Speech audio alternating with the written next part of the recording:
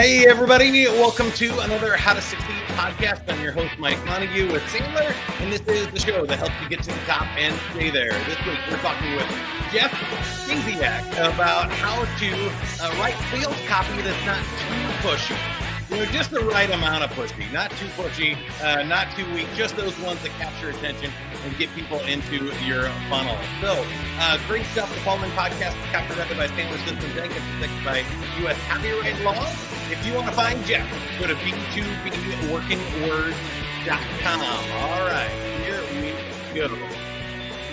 Jeff, welcome to the podcast. My first question for you is, tell me a little bit about sales copy and what we're talking about today. What do you think the important part is?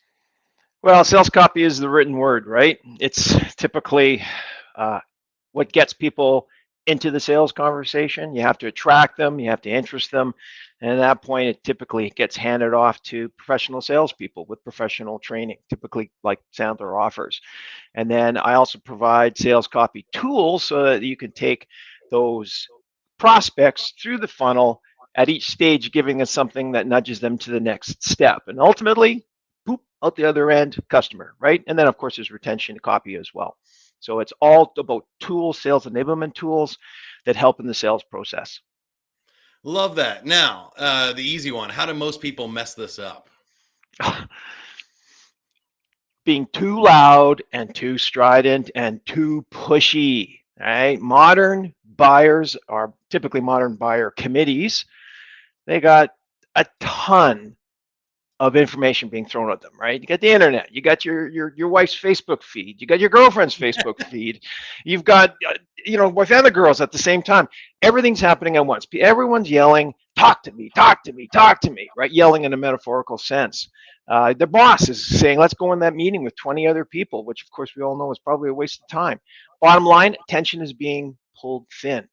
So how do you get the KLT factor with these people so you can get a conversation going later in the sales process? KLT being know, like, and trust factor. I advocate, a lot of top copywriters these days, the modern business process, slowly develop it over time. And there's certain tips, call them tricks, if you will. They're not manipulative. They're actually psychological triggers, which will help you get that relationship going as long as you don't push it. We're going to get into those for sure, but I want to stick with this ideal attitude for a little bit longer. I think you nailed it. I think we said we're consuming something like 5 to 10 times the amount of information we were in the 80s just as human beings. And when people yell and shout all these messages, they end up all sounding the same, right? Exactly. Like everybody says, we have great customer service, great ROI. You'll never believe these life-changing, mind-blowing results, now 20% off. And if we do that, we kind of really end up sounding a lot like our competition. So it's really hard to separate or to get anybody to take action on those things. And sometimes they work for a little while. Maybe you find a niche in TikTok or something, and for 6 months or something, a crazy message like that'll work. But I feel like they just work well enough to keep going and for people to keep using these worn out tactics. So can you tell us a little bit more about the attitude of abundance and finding sustainable things that, like you said, are based on psychology that'll work for a long time or for the rest of your business? Okay. I like to start with what attitude is. All right. And because if you're not entering both the sales conversations and, in my case, the sales enablement tool creation process, if you're not writing that email to the cold email to a prospect or the follow-up email with the right attitude, then you're missing the mark right off the get-go. You're going to, as you say, get lost in the sea of voices, and maybe you're lucky if you have an amazing offer at some ridiculously low price for an expensive, complex item. Maybe they'll pay attention to it. Maybe they'll be entertained by that TikTok video for a period of time, but it's not substantial. Right? It's not real. It's not really giving them that value proposition that really is going to make their life different. Okay, so back to attitude. So what really makes up attitude? There's really 2 factors to it. It's really intent and mindset, right? You got to go in with the right mindset and the right intent. Now, intent is typically made up of warmth and competence. There have been studies done by several prominent consultants, one of them being Neil Rackham, that says if your intent is to just push your quota, get your sales target, if that's your intent, and you always be closing the ABCs, if you're always going to be trying to close, you'll actually end up with less closing. You'll actually end up with less success. Neil Rackham in the late 1980s, the modern selling world, actually did a study of 35,000 sales calls. And he found that the people that pushed more in an individual sales call, no matter what their skill level, closed 33% less business. People do not like to be pushed. They don't like to be bullied, especially today. They want to be guided and feel like they're in control and not feel like they're being manipulated. All right, so it's about intent. And intent, as I said, is really about the warmth that you portray. That's number one. That's first characteristic. A team of 200 psychologists have established this already. And it's about establishing competence. If you're warm and an idiot, they'll like you, but they won't necessarily buy from you. If you're competent, but a real, can use some words here, jerk, all right, I buy from you because they'll get what they need from you, but you're not going to develop a long-standing relationship to get a lot of business in the future. So warmth and competence are important to have going into writing anything and talking to these people and eventually in the sales conversations, all right? So what sort of warmth and intentions, that's great, you're warm and fuzzy. The mindset needs to be that you want to put the client in a better place. You're not really wanting to give these people value. You got to be convinced that your product, your service, your service is going to put them in a better place. Them personally in business world. It also has to be for their company, right? There's that whole dichotomy thing happening. They're people, but they're also buy for a company. So they got to be in a better place, all right? So the right attitude, this is what I like to say it. Lose the ego, be curious, be helpful, be a valuable resource, and don't be a pest. All right, that's what business people want. They want to get the goods. All right, they want. How hard is that, really? Right? Well, it is. They want to like you. Be a nice person. Be true and honest. All right. I've got a favorite quote. You and I were chatting before this went on, and you said, "Do you have any favorite quotes?" So, sorry, I'm going to preempt you a little bit here. There you go. Because I thought of this. So one of my favorite quote currently in the modern selling world, especially in copywriting and the go slow process, is by a gentleman named Nick Usborne. Nick Usborne is in Toronto, and he's one of the most well-established, preeminent, large company copywriters ever. People hire this guy for gazillions of dollars to give 20 minutes of advice. Anyways, I've taken courses from this guy. I've talked with him. He's just an amazing dude. His quote that I like is give, and then maybe ask. So give a lot of value. Don't be a pest. Have the right intent that you want to help them by giving them whatever value. It's usually information in our case. And then ask for something in return. Eventually, the ask is doing business with them. So that kind of summarizes, if you will. I love it. I think you absolutely nailed it right there. I don't have anything to add other than just +1 thumbs up on all of that. But that you led us also right into behavior and doing the right thing at the right time. And I feel like people mess this up, especially in their advertising, but also in their sales messages, is there's early funnel stuff, there's late funnel stuff, there's middle of the funnel stuff, there's moving the conversation forward.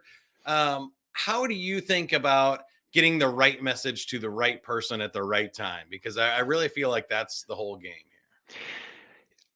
Okay, that starts, and you're absolutely right. You have to put that thought into where your prospect or client is in the funnel. Typically prospects and funnels, and clients later on when you're trying to figure out what more you could sell to them.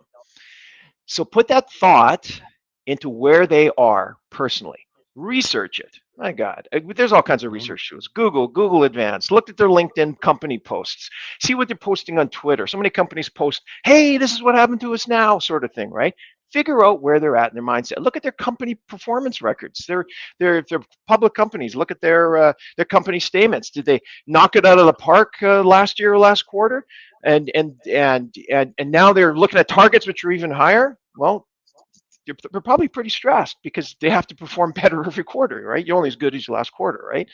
So look at where they're at, right? So wherever they are in the funnel, beginning of the funnel, the copy, the right written word, usually is trying to build awareness. So you have to assume that they don't know what the hell you do, or how you can improve their lives. Middle of the funnel, they need convincing, right, to be able to get to the table, or to be convinced that you're a salesperson that's competent that can help them. All right. So get the conversation going with some warmth, demonstrate the competence, and have copy which will actually support what you're saying, right, in various phases. And there's all kinds of different tools for that. They don't believe in what you're saying, give them a white paper, right? Big research paper. If they think you're full of baloney because they've never heard of you, give them a whole bunch of testimonials. There's different tools that you can use, right, at the right time. And every salesperson should have a toolkit of these copy articles or whatever, the written words, to be able to support what they're saying to their customer. All right. So as far as behaviors go, just to wrap it back up again, be disciplined and consistent in how you write and the articles that you give to them, wherever the customer or prospect happens to be in the funnel. Disciplined and consistent. All right. And if you use the tools that hopefully your marketing and sales management team, communication directors have given you in a consistent way, then you can focus on the sales process, developing that relationship. I can't tell you how many salespeople I know and I've worked with and I've trained that spend all their time coming up with these sales tools which aren't that effective, and then forgetting that their job is to actually develop a relationship with the customer. So conversation, yeah, exactly. So develop your behaviors to focus on the customer. Use the tools that should be given to you, and be consistent in that behavior. Right? Be consistent in applying the tools at the right time. The only thing I would add to that with the discipline part is knowing when not to use the tools as well. A lot of people get, a new shiny brochure or one pager, and they want to give it to everybody, whether they ask for it or not. And so just like Jeff said, he described it perfectly, but make sure you keep those in your file folder. You keep them in the Google Drive. You don't pass them out until they're perfectly timed, until somebody asks you for it, or until you need to provide the documentation to continue that conversation. Exactly. And that's why I say selling is a mental chess game. You're constantly trying to figure out what to do, when to do it, and how to react to the customer. It's probably what drew me to it in the first place. Was it's like playing advanced Sudoku, constantly. It's such a cool thing, but it's hard. It's hard to sell. All right, now we get into the fun part. So it's time for technique. Any tips, tools, or hacks that you could give us to help us improve our sales copy and make it convincing, but not too pushy? I had a hard time narrowing this down. I've taken thousands of hours and I've had tons of experience in writing this stuff. And so I try to figure it out. So I hope this isn't too much, but I've got what I call the top 15. All right. There's the top 5, the middle 5, and then the kind of the afterthought 5. Wow. I'd like to go through those in those sections. Okay. And I'll be brief in each one. I know that I did a little too much of that, so I'll try and keep it. It's all good. You're crushing it today. Thanks. Okay. I appreciate you sharing. All right. So top 5 hacks, tips, and tricks. All right. And I mentioned this a bit before, but do your homework. All right. Research them and their company, where they are in their buyer's journey. And make sure that you give them information, as you pointed out a minute ago, that supports them in where they currently are. All right. Mm-hmm. If they're not really much aware of what you do, don't try and give them the sale price for the thresher or the big pump or whatever that you happen to sell. All right. Take it easy. Once again, go slow. Take it a step at a time. All right. So do your homework. Critical. 2, this is a big one. Personalize your communications. All right. Everybody likes to have the focus on them. I don't care who they are. Mary, the purchasing manager, John, the engineering manager, that's a decision influencer. You got to focus on them. All right. So personalize your comms. So for example, when I send an email out to somebody, or I write a template for somebody else to send out to somebody, I'll look at Google Advanced, Google News about the company, the website, person's personal Facebook page. I have an anonymous, Facebook persona, if you will, that I can look at stuff. LinkedIn, once again, Look at anyone's Twitter feeds and find out about them in a non-creepy way. Find out what the company's done. Have they just had a great team training session? Did this person you're addressing have an anniversary recently? Did they do something that warrants a congratulations? As soon as you say, hey, congratulations on opening that new facility in Des Moines, Iowa, they perk up. Hey, this guy's done his homework. Oh, cool. That's really neat. Okay, so personalize your communications right off the get-go. Number 3, use business casual wording. I can't stand marketing speak. Talk like you're. This is some of the other best advice I've got. You're sitting next to a business buddy in a bar having a drink at a trade show after the fact, and you're having a conversation about how work's going. That's how you talk in writing. All right, that's how you should write. All right. 4, talk and write as equals. Never start with, hey, I'm sorry to interrupt your day, but would you consider, having a meeting? Don't do that. Like, that sets you down here and they're up there, and this is bad. Like, start with, hi, John. I'm a salesperson for da-da-da. I have this. By the way, congratulations on that. I'd like to meet, whatever, right? Start on equal footing, all right? Number 5. Suggest small steps and advances and don't rush. So at the end of most communications, whether it's verbal or written, you need a call to action. You need to suggest something. Ultimately, in the sales world, you want to have that meeting. You got to have that discovery meeting. You got to figure out what their pain points are, etc. But before you can even get there, you got to develop the KLT factor, know, like, and trust. They got to like you. They got to know you. They got to trust you. Why should they give you their time? Like, people are busy, right? All these communications, their boss is yelling at them, the wife telling them this, their husband telling them that.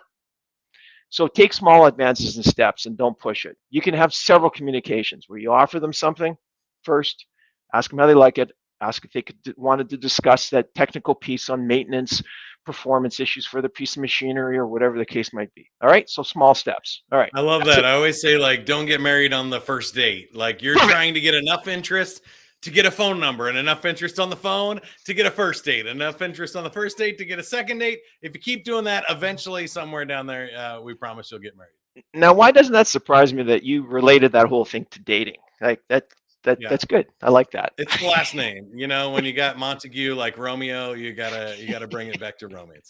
That's good. Okay. Now, any other tips, tricks, and hacks for us? Yeah, I'm going to go through just 2 or 3 of the highlights that I've gotten some of the others. And the next few are real down-to-earth kind of hacks for creating these attractive copy, as I call it. Copy that wants to be read, copy that people will read, all right? Number 1, small sentences, all right? Less syllables, and make your writing at a grade 7 reading level or less. I kid you not. Unless you're writing to scientists, which case you can go up to grade 10 university level. Most of us write at a grade 9, 10, or 11 level, no matter what education level you're at. You got to dumb it down to grade 7 level. Like, I'm not kidding. It's study after study has shown that that's the most attractive for people to read.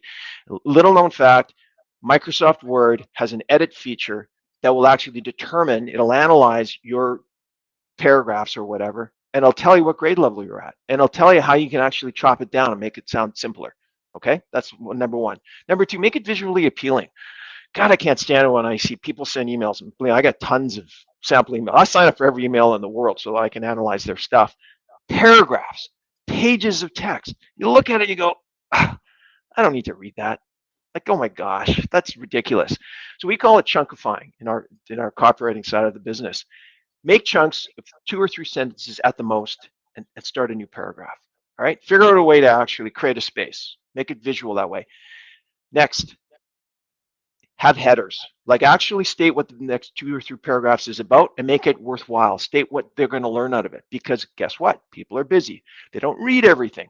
They read the headings. And if you can get them interested in the headings, they'll actually go back and dive in a deeper way and develop that stronger connection with what you're writing. All right, so you got to make it simple. All right, you got to make it real easy to see. All right, next one. And there's 3 more. Okay, and then I'm done. All right, like I said, I can go on forever. We want people to reach out to you too. He's given and given and given, and then we'll do an ask here in a minute. There you go. 3 more, and then we had a couple of questions from the audience too. We'll do those. Okay, sure. All right. Always sell the call to action. All right. I can't stand it when I see people write things like, I suggest we have a meeting here. I'm free on these particular dates. Tell them why you want to have a meeting. What's in it for them? I suggest we have a meeting so you can ask all the questions you want and you can bring that to your purchasing committee and have all the answers or whatever, right? So have a reason for the call to action to be triggered, right? Critical. Next, don't use exclamation marks, bolding, and a strident voice. God, I can't stand when I see people use bolding everywhere and loud voices. People don't like that. People in business You're get not that. supposed to do it in all caps. No, exactly. Please don't. Don't do that. Right? A lot of people still do it. It just screams salesy, right? Salesy. Don't do that. All right. Next, last, prove your claims and statements with belief builders. There are 11 major ways to establish belief in what you claim in your messages. A lot of people start out with, or at some point say, we have the best pump for the agricultural industry in the world. Yeah, that's what the business your target's saying. Yeah, really? Yeah, I don't believe you. Everyone says that. So, but if you say something like 321 farms across the Midwest have invested in our pumps, they think it's the best. Here are some of the testimonials, or something like that. It immediately makes it believable. And it has to be true. You can't make this shit up, right? It's got to, sorry, you can't make this up, right? It's got to be real. So find those belief builders, and it literally activates a psychological trigger. There's all kinds of different things that go on in your brain that say, oh, I believe this guy. Oh, no like and trust factor just went up. Cool. Maybe we should have a conversation and find out more. Okay. That's all the app about at the moment. So good. So much great stuff. We did have Phil ask you in your first set, number 5 was tiny asks. Is that right? Yep. All right. Awesome. We nailed that. And you must be our international man of mystery, because we got people checking in from Kenya. We got the UK here. Oh. We've got Sweden. And I wanted to give a special shout out to Anna in the Ukraine, because you were saying your last name. We're talking with Jeff Stasiuk, but to Ukrainians, how do you pronounce that one? Stasiuk. Stasiuk. There you go. So Anna, that was just for you, make you feel a part of the show there too. And of course, California and all the US in here. We had one other question there from Jeff. He said, where can you find that feature on Word? I might have missed that. Did you share a feature or I did. It's the edit function. So it looks like a little pen or quill or pencil, and it'll be in your ribbon at the top. Normally it's at the right-hand side, but if you go in the search bar and you go Word edit function or something like that, it'll probably tell you exactly how to get there, and just activate it, and then it'll always be there. When you have your text, click on it, and it'll have a bar comes up on the right. It'll tell you all kinds of stuff about how you've written and how appropriate it is. Awesome. Canada and Poland had to get in there as well. Once again, we're talking with Jeff Stasiuk. You can find him at b2bworkingwords.com. I highly recommend you go check out some of the information there and reach out to Jeff if you need to work on your sales copy. And I feel like everybody this year is going to be trying to find those slight edges, the things that separate you from the competition. This is a great one. Amazing stuff here today. Jeff, I just had a couple more questions about you personally. At this point in your career, how do you define success? You know what? That's a great question. I'm probably in my 8th iteration of careers. I went from very active in the sales. I was a sales manager, sales executive, running sales teams, and always having my territory. And awesome. As I said, it's like the Sudoku of the business world. But I wanted to take a bit of a step back, and I love writing, so I wanted to get into sales enablement copywriting, helping other salespeople get success. And that's what turns me on, is helping.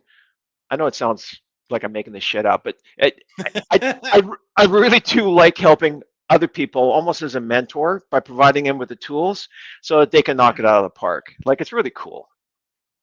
I love that. Now, what was the biggest failure you're most proud of, or the biggest struggle, lesson learned you had to get over in order to be successful? That's a good question. And I've had other people ask me that as well. So that's why I seem to have an answer without thinking too hard about it. I think I was trying to do too much myself. You know, whether it's reinventing the wheel or figuring out these copywriting, you know, tricks that work. I figured out maybe a third of them, and then I took all these certifications and said, oh my gosh, there's a lot more here. And if I had gotten help earlier on in my career, I could, man, it just would have been so much better, so much easier. So get the training, and it's the same in sales. Don't try and figure out how to deal with sales yourself. Go to get training. Sandler, for example, great, awesome, professional, functional training that works. If I'd done that like 30 years ago, I'd be knocking out of the park. So yeah, that's the biggest regret, is that I tried to do shit myself, and I should have gotten help. That's a great lesson learned and a great share there. And thanks for the shameless plug for Sandler. But I'm not going to reward it since you stole my favorite quote answer and used it earlier. I'm going to ask you a tough question from a LinkedIn user here who says, have you used ChatGPT for sales copy yet? And what do you think of the new AI, the artificial intelligence that is writing our sales copy for us now? I think it's a decent way to start with a base set of copy. It'll give you something that you can work with. And if you don't edit it, it's going to sound like it came from an AI. The trouble with AI is, and this is fully admitted by ChatGPT and other AI tools, is that it curates existing information out on the web. So if you're going to do that, you're going to be a me too, right? So you're not going to set yourself apart from your competition if everyone's doing that. So you need to potentially use it, but edit it, create an opinion, figure out where the customer's at in their buying, in their purchasing journey, buying journey, modify it to suit that, add some of your experience, because that's what we typically can bring to a table with other people in the industry, and you have a unique piece that no AI can come up with until you publish that. And then ChatGPT steals it and puts it in someone else's curated article. Sorry to, right? So you got to be fresh all the time. That's why this is hard work, right? You got to be thinking, you got to be using the noggin to come up with things that are of value to the customer at their point in the journey. And AI can't duplicate that. So it's a useful tool, but I saw something the other day. I know I'm once again being too verbose. Someone asked this very similar question among my copywriting colleagues, and they actually asked ChatGPT to explain where it's beneficial and where it's not good for copywriters. And it came up with its own answer. It said, we just curate stuff that's out there, and we don't really come up with new opinions. So if you're a thinking person, you're going to do better than us. And a really cool thing is the new Google spiders, their algorithms that figure out web pages and where they all rank with SEO, search engine optimization, so that you get on the SERP, the search engine results page. It actually now knows how to recognize AI-driven copy and downranks it. Original, bright thinking, human brain stuff. I don't know how it does it. Puts it up near the top. The AI stuff gets driven to the bottom. So just be careful. I think that'll definitely happen. I love all of those tips you shared. And I would just highlight that use it. Get that first draft out and save yourself a lot of typing time and a lot of thinking. But then put your thinking cap on, leverage Jeff's tips he shared today. You still have to personalize it to the person you're sending it to. You still have to make sure that call to action is rightly timed for the place in their buyer's journey and that baby step to continue the conversation forward, and all of the other great tips that Jeff shared today. Again, go to B2B Working Words and find Jeff Stasiuk. You can learn more about Sandler at sandler.com. And as always, don't forget, you need to subscribe to the podcast wherever you're listening or watching to it right now would be great. Click the like, the follow, share it with somebody that you think needs to hear it, and keep paying attention. We'll do a lot more of these podcasts here in the near future. The How to Succeed podcast is brought to you by Sandler, the worldwide leader in sales management and customer service training. Remember, that's what I always say. We'll see you next week.